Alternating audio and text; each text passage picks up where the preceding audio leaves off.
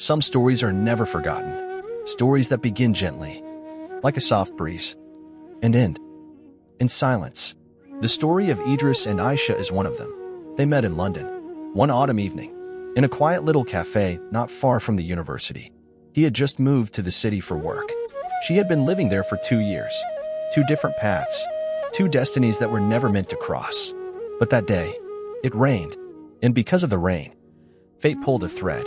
Idris, late for a meeting that had been canceled, took shelter in that cafe. By chance, Aisha was there, correcting her students' papers. Seated near the window, he asked if he could sit nearby. She accepted, politely. And that's where it all began. The first few minutes were silent, then a comment, a smile, a question, and suddenly everything flowed, as if they had already spoken 100 times before. That evening, they talked about everything, about travel, about music, about childhood dreams, and also about what they were running from. Aisha had run from heartbreak, a broken promise. Idris carried the weight of a demanding family on his shoulders. One was looking for peace, the other for a breath of freedom. They saw each other again, once, then twice, then every day, and little by little, attachment became habit. Habit turned into tenderness, and tenderness into love. They weren't in a hurry. They took their time. They grew together, learned to love without burning each other. 6 years passed.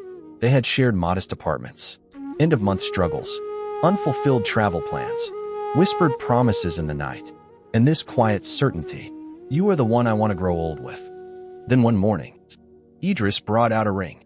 Simple, no glitter, but full of meaning. Will you be my wife? Aisha cried. Then she laughed. And finally, she said yes. They got engaged, surrounded by friends. An intimate celebration filled with music and warmth. Happiness floated in the air, almost tangible.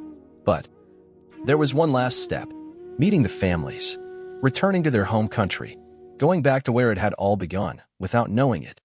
First, Aisha's family. Idris was welcomed like a prince.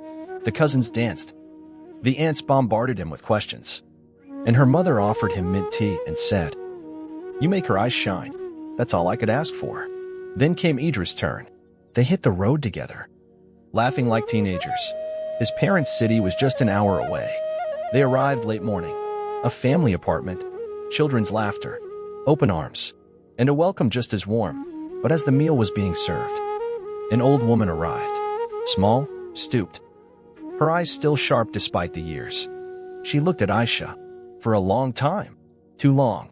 Then she said slowly, "Your face reminds me of someone." The words fell like a stone in water.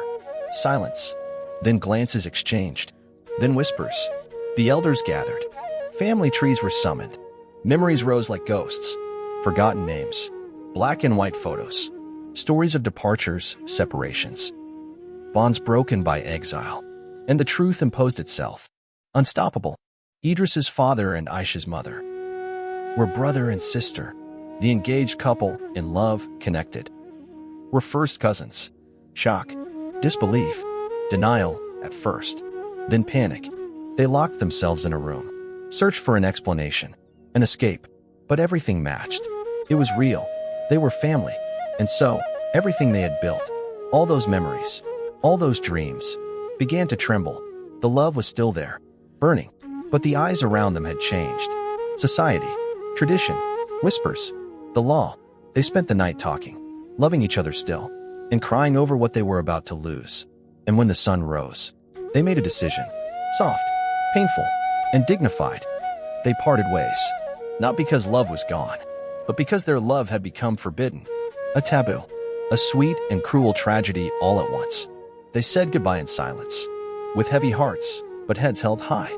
And sometimes, when the night is long, when the world sleeps, they think back to that cafe, that first rainy day, to that strange and deep connection, to that love they had, and let go, because sometimes blood speaks louder than the heart.